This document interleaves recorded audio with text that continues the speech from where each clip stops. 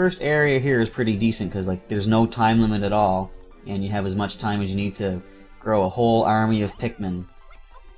Pikmin army. I know it doesn't sound very menacing, but as you'll see when you get a whole 100 of them following you, it does look pretty impressive. Not to mention, it should probably take up most of the screen. Oh yeah, it gets pretty tight in there. Another trick some people do on this first day where you don't have a time limit, if you leave a Pikmin in the ground before pulling it out, it will slowly grow from a leaf to a bud and then into a flower. So people will leave the seeds in there until they bloom into a flower and then pick them out. Because they're stronger at that point and faster. Yep. So it is beneficial, but overall it's probably not important because you can get some special nectar in the next stage anyway. So when you have at least 10 Pikmin, come over to this cardboard box and use your C-stick to set them to work. Like Santa Claus, you make them sweat and slave. Except for those 4 that didn't want to do it by me. That's fine. Everything has to have some kind of will of its own, even if it's only a couple from that species. Exactly. That's how the species evolves. So we have just opened a new path. 2 new paths, actually. This will take us to our first dolphin piece. I like how he has to recap the control scheme for us here, too. How often does it do it? Just the first couple of levels or the whole way through? Just the first little while there. I think probably day 2 is the last time it reminds you of how to do it. I guess that's good. I just keep hitting buttons. Eventually something's going to happen. Yeah. So there's our first piece. Luckily, it's our engine. Lots of luck with that. Regularly, the engine would be the last thing we would find. You would think, but of course, without the engine, we are trapped in this impact site. But how can he carry it? It's too big for him. If we try the Pikmin, we see that top number says 20, which means we need 20 Pikmin. Which means we need to collect some more pellets. Stronger, faster Pikmin. This is sort of almost like a Pokemon game in a way. You have to catch them all. Get as big a group as you can.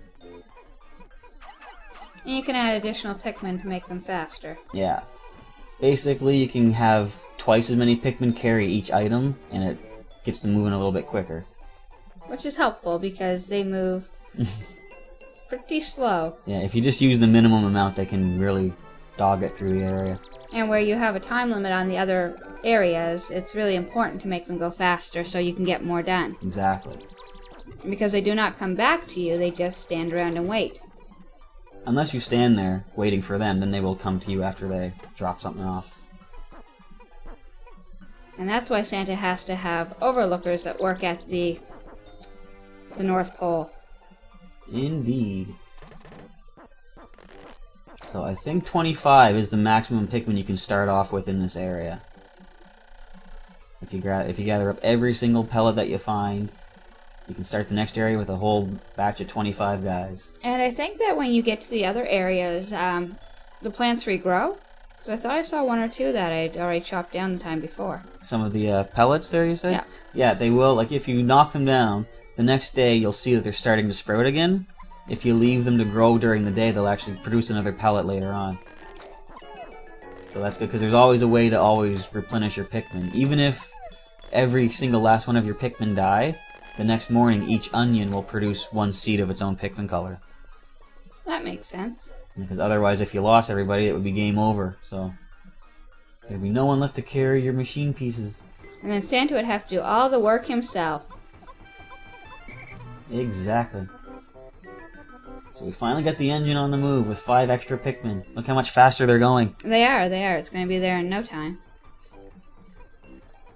Yes, just watch the clock tick by. So yeah, basically there's going to be 29 parts after this. And at the end of this day, like when you get your engine back, the day is over. So breaking it down, you're looking at least 1 piece every day. And if you can get it faster than that, hoorah! I'm sure if you look, there's like speed runs probably where you can get 3 or 4 every day. There's a couple times in this playthrough I don't get 1 each day, but I make up for it like with 2 or 3 later. But how long does it take me in total? You shall wait to find out.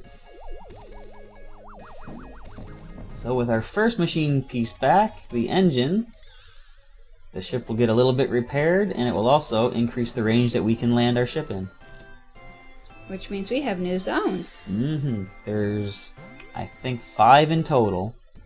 And the 5th one is like a secret one that you only get if you find all the first 29 pieces. And then again, it gives you the story. Yep. With the engine too, this lets Olimar launch and float in the lower atmosphere, because staying on the surface of the planet at night is suicide. When you're that tiny. And when you got giant things like the Bulborbs that you saw coming after you. Those guys can be pretty brutal. So why would you ever leave Pikmin on the ship? On the Onion there? Yes. Because that's where they go in there for the night, and the Onion actually follows you. Oh, you mean, why wouldn't you take them all out? Yeah, when you get there, when you land in the morning, it tells you you can take as many as you want. So why would you not take the full amount that's in there? Well, as you'll see later on, sometimes I leave some in there, because when I'm fighting some tougher bad guys, having too many Pikmin can be dangerous, because it's that much more to keep an eye on, and you can lose a lot more that way. So many times you'll see I fight a really tough bad guy with just like 2 or 3 guys. But as far as collecting machine pieces and pellets and stuff, the more you have, the better. So there we go, 29 parts with 20 more days to go.